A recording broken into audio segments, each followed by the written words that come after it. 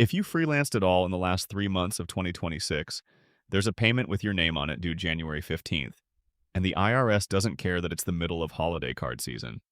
This is the Q4 2026 estimated tax payment, the final quarterly check for last tax year, and getting the number right is the difference between a boring April and a surprise four-figure bill with penalties stapled to it. Quick context on why this one matters more than usual. The IRS underpayment penalty rate for the first quarter of 2027 is sitting at 8% annualized, per the IRS quarterly interest rate announcement. That's not a fee. That's an interest rate compounding daily on whatever you should have sent and didn't. A few years ago, this rate was 3%. So the cost of guessing wrong, or just skipping a quarter because cash was tight, is roughly 2.5 times what it was in 2021. The freelancers I talk to who get burned by this aren't the ones who owe a lot. They're the ones who owed a little and ignored it for 9 months, while 8% chewed on it. So let's actually calculate what you owe by January 15th. There are two paths, and which one you use depends entirely on whether 2026 was a bigger year than 2025 or a smaller one.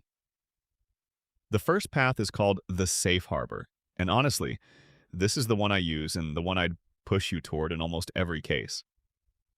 The IRS says if you pay in either 90% of your current year tax liability or 100% of last year's total tax, 110% if your prior year adjusted gross income was over $150,000, you owe zero underpayment penalty. Zero. It doesn't matter if you end up owing another 10 grand in April. As long as you hit that safe harbor across your 4 quarterly payments, the penalty math goes away. That second option, 100% or 110% of last year, is gold for freelancers because last year's number is already sitting on your 2025 Form 1040, line 24. You know it. It's not a guess. Here's how that works in practice. Say your total 2025 tax was $24,000. Your AGI was under $150,000. Safe harbor for 2026 is 100% of that, so $24,000 across 4 quarters, $6,000 a quarter. If you already paid $6,000 in April, June, and September of 2026, your January 15th payment is $6,000. Done.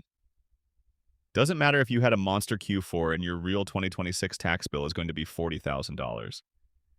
You'll cut a check for the difference in April, but no penalty because you hit safe harbor. That's the whole game. Now, if 2025 was your high year and 2026 was slower, which, given how the freelance market actually went last year for a lot of people I know, in design and dev work is pretty common. Paying 100% of last year is throwing money at the IRS. You'll just have to claw back as a refund.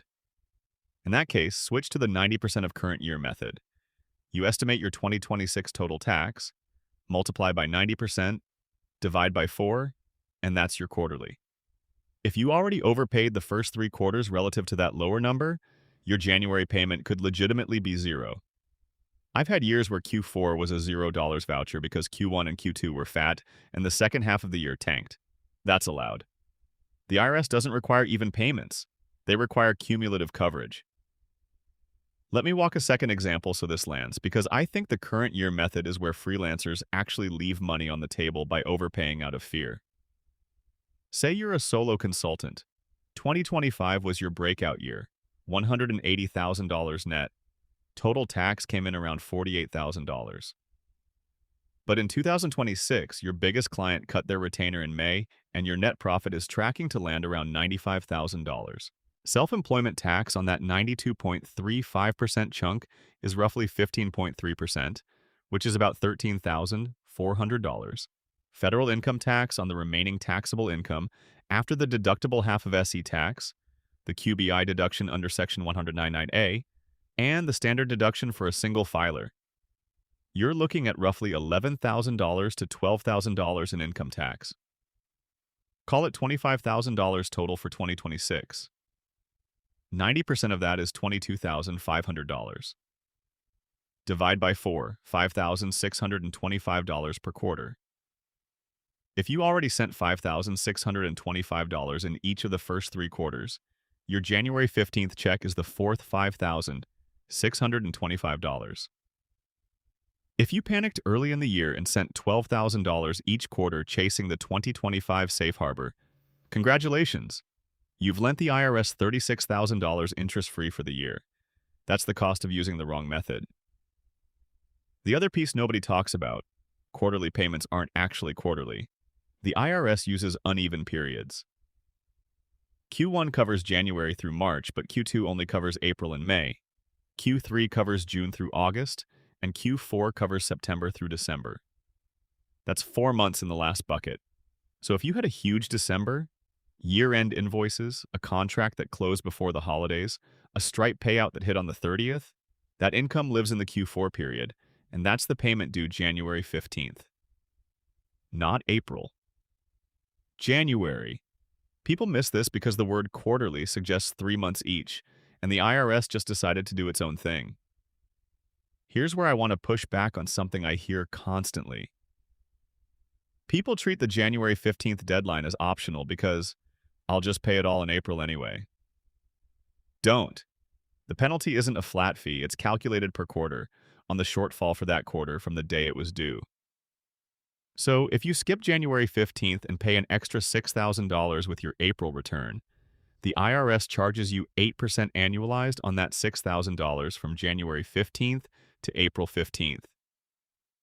3 months of interest you didn't have to pay. It's not catastrophic on one quarter.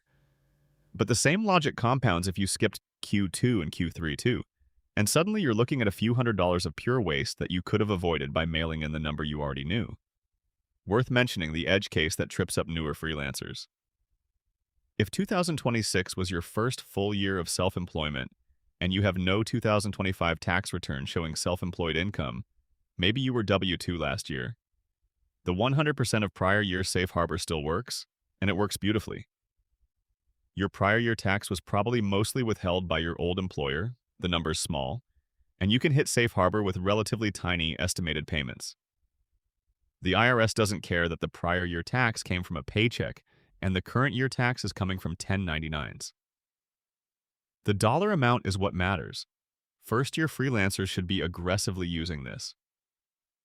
Just send 25% of last year's total tax each quarter and you're protected, even if your freelance income explodes. One more thing worth flagging: the state piece.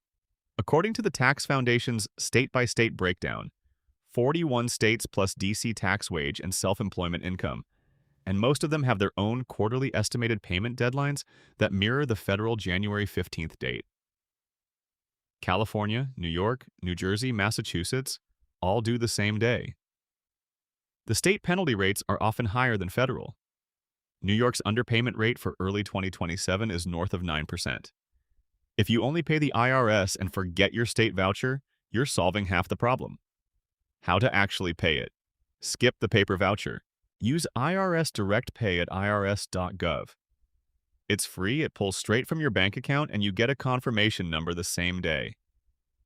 Select Estimated Tax and 2026 as the tax year. That second part matters. If you accidentally tag it as a 2027 payment, the IRS will apply it to the wrong year and you'll spend 6 months on the phone untangling it. Ask me how I know.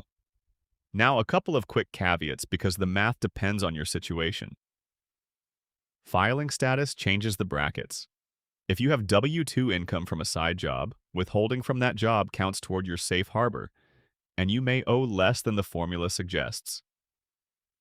If you're in a community property state and filing jointly, the calculation runs on combined income. And if you had a one-time event, sold equipment, took a Roth conversion, closed a big project in December, you may need to use the annualized income installment method on Form 2210, which lets you match payments to when the income actually hit. That form is annoying, but it can save real money if your year was lumpy. I'm not a licensed CPA or financial advisor. This is general education for freelancers, not personalized advice.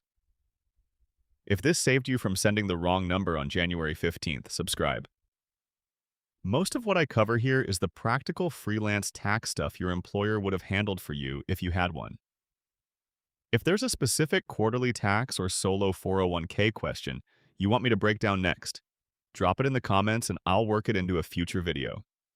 And if you're still tracking quarterlies in a spreadsheet, The bookkeeping tool I use for my own 1099 income is linked below.